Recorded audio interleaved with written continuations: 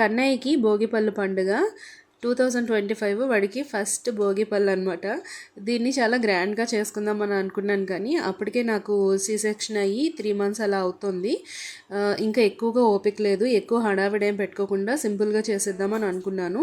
ఇంట్లో కూడా ఎవరు లేరనమాట. అమ్మ నాన్న వాళ్ళు వచ్చేసి ఒక 10 డేస్కి అలా ఊరు వెళ్ళాల్సి వచ్చింది. ఇంకా 10 డేస్ కూడా నేనే ఇంట్లో పనులన్నీ చేసుకున్నాను. ఇంకా ఇంట్లో ఎవరు లేరు కాబట్టి సింపుల్గా అయితే ఈ భోగిపళ్ళు ఉత్సవం చేసేద్దామని అనుకున్నాను. అలాగే అపార్ట్మెంట్ కూడా బాగా ఖాళీ అయిపోయింది. అందరూ ఆంధ్రాకి వెళ్ళిపోయారనమాట పండగల కోసం అని చెప్పి. ఇంకా మేమే ఉన్నాము. సో ఫస్ట్ అయితే భోగిపళ్ళు బాగా కడిగేసి అందులో కాయిన్స్, అలాగే చిల్లర డబ్బులు, చాక్లెట్లు అవన్నీ కూడా పూరెక్కలు కలిపేసి ఫస్ట్ అయితే మా కృష్ణయ్యకి పోసాను. ఆ తర్వాత ఆ భోగిపళ్ళుని మా కన్నయ్య మీద వేస్తున్నాను. దోశలతో పట్టుకుని 3 సార్లు తిప్పి వెయ్యాలి. సో వాడైతే కూర్చోలేడు కాబట్టి లక్కీ ఒళ్ళో కూర్చోబెట్టి లక్కీకి ఇంకా వాడికి కలిపి వేశాను. ఇలా వేయడం వల్ల ఏంటంటే చీడపీడలు ఏమైనా ఉంటే పోయి భగవంతుని అనుగ్రహం కలుగుతుందంట. పిల్లలు ఎవరైనా అలా కూర్చోబెట్టుకోవడానికి లేనప్పుడు తల్లే ఒళ్ళో కూర్చోబెట్టుకుంటుంది.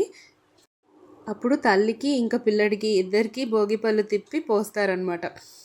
ఫస్ట్ క్లాక్ వైజ్, ఆ తర్వాత యాంటీ క్లాక్ వైజ్ తిప్పి వేయాలి. సో ఇలా వేసిన తర్వాత ఎవరైతే ముత్తైదువులు ఉంటారో వాళ్ళందరినీ పిలిచి వాళ్ళతో కూడా వేయించి ఆ తర్వాత మళ్ళీ భగవంతునికి ఒకసారి హారతి చూపించి ఆ హారతిని పిల్లలకి చూపిస్తే చీడపీడలు, దిష్టి దోషాలు ఉంటే పోతాయి. సో ఫస్ట్ అయితే మా కన్నయ్యకి నేను వేశాను భోగిపళ్ళు. ఆ తర్వాత వాళ్ళ నాన్నగారితో కూడా వేయించాను. ప్రజెంట్ అయితే వాడికి ఏం తెలియదు కాబట్టి చక్కగా వేయించుకుంటున్నాడు. ఫ్యూచర్లో చూడాలి ఎలా వేయించుకుంటాడో ఏంటో.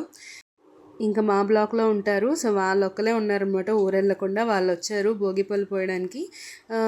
మేమైతే భోగి రోజు మాత్రమే ఈ భోగిపళ్ళు పోస్తాము. చాలామంది సంక్రాంతి రోజు, కనుమ రోజు కూడా వేస్తారు. వాళ్ళ ఆనవాయితీ ప్రకారం, వాళ్ళ ఆచారాల ప్రకారం ఉంటుంది.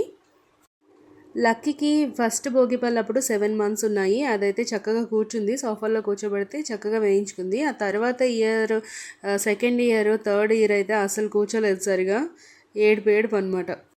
ఇంకా మా కన్నయ్యకి మీరు కూడా బ్లెస్సింగ్స్ ఇచ్చేయండి.